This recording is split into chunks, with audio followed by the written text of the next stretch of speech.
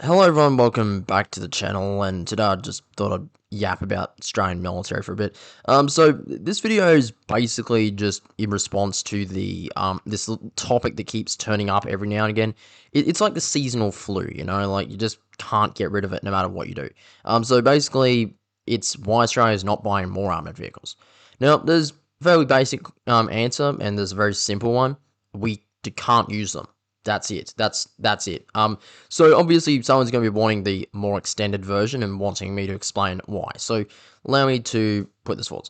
The problem with this concept is that it's often played by this whole number games ideology, right? It's based off of the people who rank militaries based off of how many tanks or how many planes they've got. Things like globalfirepower.com and all these other websites are pretty horrific with that because they often love to just throw around raw numbers and statistics. So that's what wins the war, right? And people talk about tanks and this tank's better, so therefore it wins the war because this tank is more penetration, more armor, and this plane's faster. So it kind of starts to really get a bit difficult. This is an issue I have with, for instance, the Chinese J20. One of the big problems with it is that it looks good when it comes to the numbers, but there's a lot of soft factors involved there, right? Like it's good numbers, don't get me wrong, but the question is really what's inside of it? How effective are the electronics? How good is it against jamming? How much integration does it have with other platforms and weapons and all this other stuff? That's basically one of the big problems I have with it. Same with hypersonics, right? Because hypersonics theoretically are a very powerful platform, but the problem is if they're not integrated properly, you don't have a kill chain set up, you just can't really do anything about it, and they don't work very well. This is basically back to the problem we have with Australia. The issue is a lot of this ideology comes around from the raw numbers debate, and a lot of people want Australia to have more armoured vehicles and more mechanised forces, not really understand we don't need it. Like, for instance, what do you use armoured vehicles for? Answer: fighting a land war. Okay, so that's the question, right?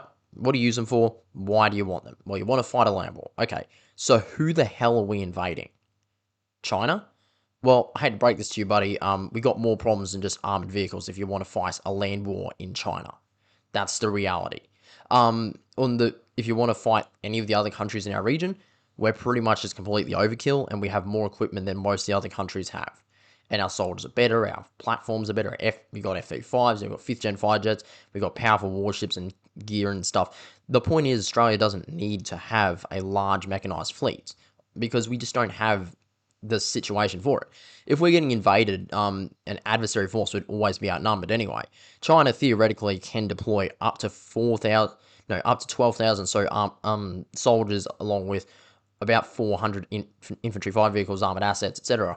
But the problem is, Australia has, in total, we have over 70,000 personnel. We also have 15,000 New Zealand allies. We have 2,000 Papua New Guineans.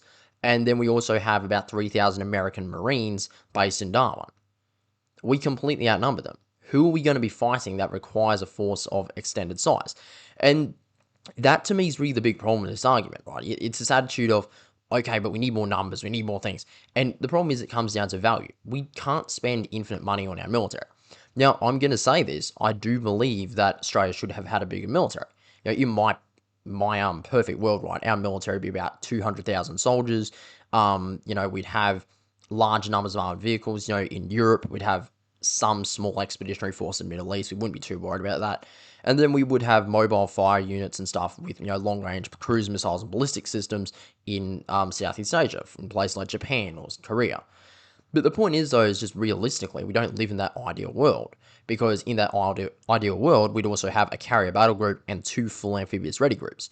And that sort of just comes around to the point that, it's just Australia realistically can't use that many armoured vehicles. We don't have a use case and we don't really have a point to owning them.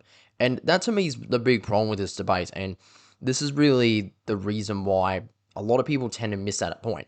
Like, we have a limited budget, we have limited amounts of funds. Unless you want to spend 100% GDP on our military, we're not going to be able to buy everything and anything that we want. And even then, we're still going to be missing out on things. It's called opportunity cost. And the big problem is that I think a lot of people don't understand that. So we end up with this really, well, unfortunately, I do say this stupid debate where a lot of people don't really know what they're necessarily talking about, and a lot of people don't necessarily know why they want armored assets. Again, like I keep saying, it comes back to this whichever numbers are higher are better, which the army has most tanks wins. And it's like, well, that is a factor, but it's not everything. The country that wins the wars isn't the one with the biggest armies or the most powerful soldiers or the most powerful equipment, right? The countries that win the wars are the ones that are able to adapt, they can change, overcome, and improvise when it comes to an enemy force. Ukraine, for instance, has done that. Ukraine's been able to fight the Russians in a way where the Russians can't use their advantages. Russia has massive advantages in manpower and armored assets. And Ukraine has found ways to more or less counter those advantages. Ukraine's worked out ways that they can punish the Russians for attacking them. And it's still the same thing with Australia. We shouldn't be trying to fight China in a 1v1 with our armored assets. We shouldn't be planning to invade China. We should be planning to fight an intelligent war. Worst case scenario, we should be able to hold, a couple of port cities or a couple of regional areas in China, or maybe provide assistance. What we should be prioritizing is naval deterrence, long range strike, etc. And then we should have some armored assets in Europe to back up our allies. But that's really it. That's all I got for now. If you enjoyed the video, please consider leaving a like, subscription. It's greatly appreciated, helps the channel out a lot, and I'll catch you all in the next one. Thank you very much for watching. Goodbye.